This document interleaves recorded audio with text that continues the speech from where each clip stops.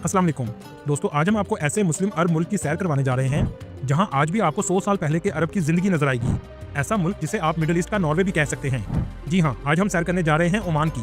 इस कंट्री के अरब के लोग दूसरे अरब से कैसे मुख्तलिफ हैं, इस कंट्री को मिडिल ईस्ट का नॉर्वे क्यों कहते हैं, यहाँ के लोगों की जिंदगी कैसी है, पाकिस्तानी और इंडियन क्या काम करते हैं, शदाद की जन्नत कैसी थी, इन सब सवालों के जवाब जानने की कोशिश करेंगे आज की इस वीडियो में। इसके अलावा पूरे मुल्क की आपको वो खूबसूरती दिखाएंगे जो आज से पहले आपने कभी नहीं देखी होगी।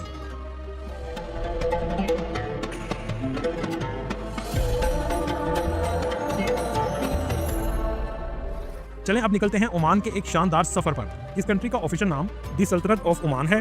इस कंट्री की कुल आबादी सिर्फ 53 लाख के करीब है, जो आबादी के लिहाज से दुनिया के 123वें नंबर पर आता है। कुल आबादी का 87% लोग शहरों में रहते हैं और 13% गाँव में आबाद हैं। ओमान का कुल रकबा 3,09,501 मुरब्बा किलोमीटर है, जो रकबे के लिहाज से दुनिया के 72वें नंबर पर आता है। दोस्तों, ये अरब दुनिया का ऐसा मुल्क है जहां आज भी आपको 100 साल पुराना अरब देखने को मिलेगा। इस कंट्री में 2024 में भी ऊंची इमारतें नजर नहीं आएंगी, लेकिन इसके बावजूद इसकी खूबसूरती बेमिसाल है। ये कंट्री आसारे कदीमा की एक खुली किताब है। ओमान का सबसे बड़ा शहर मस्कत है और ये मुल्क का दारुल हुकूमत और सबसे ज्यादा आबादी वाला शहर भी है। इसके अलावा मुल्क का दूसरा सबसे बड़ा शहर सलाला है, जो दुनिया के सबसे कदीम तरीन शहरों में आता है। इस शहर में जाकर आप कई हजार साल पुराना अरब भी देख सकेंगे और इसके अलावा बहुत से अंबिया कराम और सहाबा कराम की कब्र मुबारक भी मौजूद है।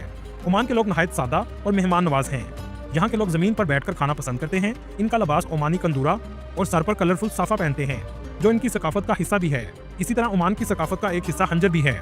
अक्सर ओमानी अपने साथ हंजर रखते हैं। ये हंजर आमतौर पर चांदी से बना होता है। अगर ओमान के बॉर्डर की बात करें तो ओमान के एक तरफ अरेबियन सी और बाकी इतराफ में दुबई, सऊदी अरेबिया और यमन वाक़या हैं। यहाँ के लोगों की कौमी जुबान अरबी है और अरबी के बाद सबसे ज्यादा बोली जाने वाली जुबान बलोची, उर्दू और हिंदी है। दोस्तों, ये दुनिया के उन ममालिक में आता है जहाँ जिंदगी पुरसुकून है। ओमानी नहायत मेहमान नवाज हैं, आपको इज्जत और मोहब्बत से मिलेंगे। अक्सर यहाँ के लोग मेहमानों को खजूरें और गावा पेश करते हैं। यहाँ के लोग मंदी और बिरयानी बहुत शौक से खाते हैं। ओमान में जराइम ना होने के बराबर है। इसकी सबसे बड़ी वजह ओमानी गवर्नमेंट के सख्त कानून हैं।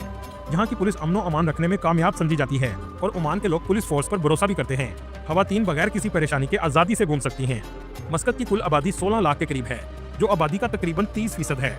ये मुल्क का माशी और तजारती मरकज भी है। इस शहर में पाकिस्तानी और इंडियन आपको सबसे ज्यादा नजर आएंगे। इस कंट्री में 2,50,000 के करीब पाकिस्तानी आबाद हैं, जो नौकरी और कारोबार के घर से आए हैं और पुरसुकून जिंदगी गुजार रहे हैं। ज्यादातर पाकिस्तानी तामीरात, तजारत और ट्रांसपोर्ट जैसे बिजनेस चलाते हैं। पाकिस्तान की ओमान से दोस्ताना और बेहतरीन ताल्लुकात हैं, जिसकी वजह से पाकिस्तानियों को ओमान में साजगार माहौल मुयसर है। इसके अलावा इंडियन की तादाद 7 लाख के करीब है। इस कंट्री में इस्तेमाल होने वाली करेंसी ओमानी रियाल है, जो दुनिया की तीसरी बड़ी करेंसी है। एक ओमानी रियाल पाकिस्तानी 720 रुपए के बराबर और इंडियन 220 रुपए के बराबर है। ओमान की जीडीपी $100 बिलियन है। इस कंट्री की मईशत का इन्हिसार तेल पर है। कुल जीडीपी का 60% तेल ही से आता है। इसके अलावा टूरिज्म सेक्टर भी अहम किरदार अदा करता है। ओमान की गवर्नमेंट टूरिज्म सेक्टर पर बहुत ज्यादा तवज्जो दे रही है। इस मुल्क में टूरिज्म तेजी से बढ़ रहा है कि इस मुल्क के सुल्तान ने टूरिस्ट प्लेसेस को अच्छे से डेवलप किया है। यहाँ के लोगों की एवरेज सालाना आमदनी $25,000 है। ये कंट्री इस्लामिक और तारीखी खूबसूरती का शाहकार है। मस्कत सिटी में भी आपको बहुत ज्यादा ऊंची इमारतें नजर नहीं आएंगी। इस कंट्री में सालाना 3 लाख के करीब टूरिस्ट आते हैं। टूरिस्ट सबसे पहले मस्कत सिटी में आते हैं। इस शहर की सबसे फेमस मस्जिद सुल्तान कबूस मस्जिद है। ये ओमान की सबसे बड़ी और खूबसूरत मस्जिद है। इसमें दुनिया का दूसरा सबसे बड़ा हाथ से बना हुआ कालीन और फानूस मौजूद है। कालीन तकरीबन 60,000 मुरब्बा फीट तक फैला हुआ है। टूरिस्ट इसे देखने बहुत ज्यादा आते हैं। अगर आप जाएं तो इस मस्जिद का विजिट जरूर कीजिएगा। ये मस्जिद अंदर से भी बहुत खूबसूरत है।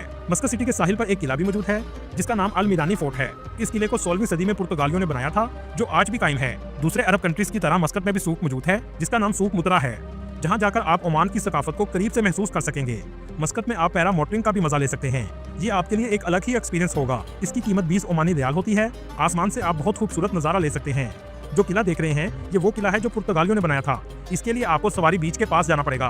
दोस्तों, मस्कत से 130 किलोमीटर के फासले पर एक सिंक होल मौजूद है, जहां लोग नहाने आते हैं। दोस्तों, आप ओमान को मिडिल ईस्ट का नॉर्वे भी कह सकते हैं। बाकी अरब ममालिक की निस्बत यहाँ कुदरती खूबसूरती सबसे ज्यादा है। समुंदर और पहाड़ों का नजारा देखने लायक है।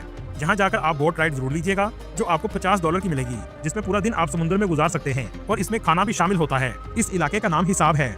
ये मस्कत से तकरीबन 500 किलोमीटर के फासले पर है, लेकिन दुबई के रैसुल हैमा के बहुत करीब वाक़या है। लेकिन यहाँ से मस्कत जाने के लिए आपको फेरी लेनी पड़ती है, या आप दुबई के रास्ते मस्कत जा सकते हैं। मस्कत शहर आपको साफ सुथरा नजर आएगा। मस्कत के कॉर्निश से समुद्र का नजारा देखने लायक होता है। दोस्तों, ये अरब का ऐसा कंट्री है जहाँ लोकल ओमानी अरबी भी काम करते हुए नजर आएंगे। जैसा कि टैक्सी आमतौर पर अरब कंट्रीज में पाकिस्तानी, इंडियन या बंगाली चलाते हैं। लेकिन यहाँ आपको सिर्फ ओमानी नजर आएंगे। कुछ लोगों का कहना है कि ये टैक्सी ड्राइवर मुल्क का अमन और अमान बेहतर रखने के लिए इंटेलिजेंस का काम भी करते हैं। यहाँ के अरबी मेहनती लोग हैं, ये काम करके खाने पर यकीन रखते हैं।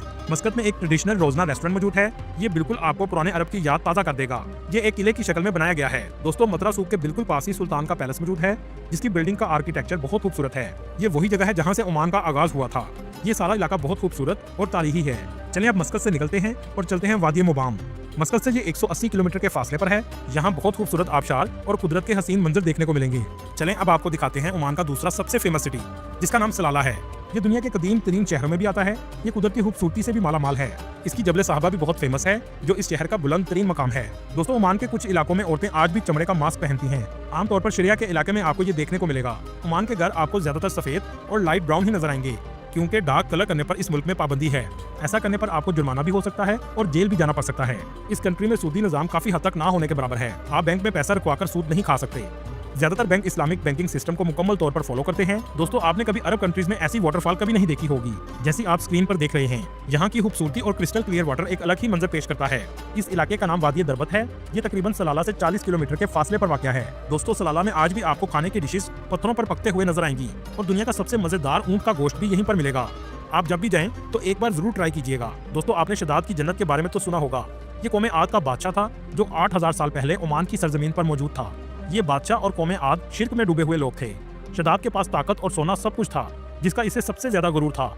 इसने जमीन पर जन्नत बनाने का फैसला किया और सलाला के पास जन्नत बनाने का आगाज हुआ, जिसमें दूध और शहद की नहरें और सोने की ईंटें लगाने का भी हुक्म दिया गया।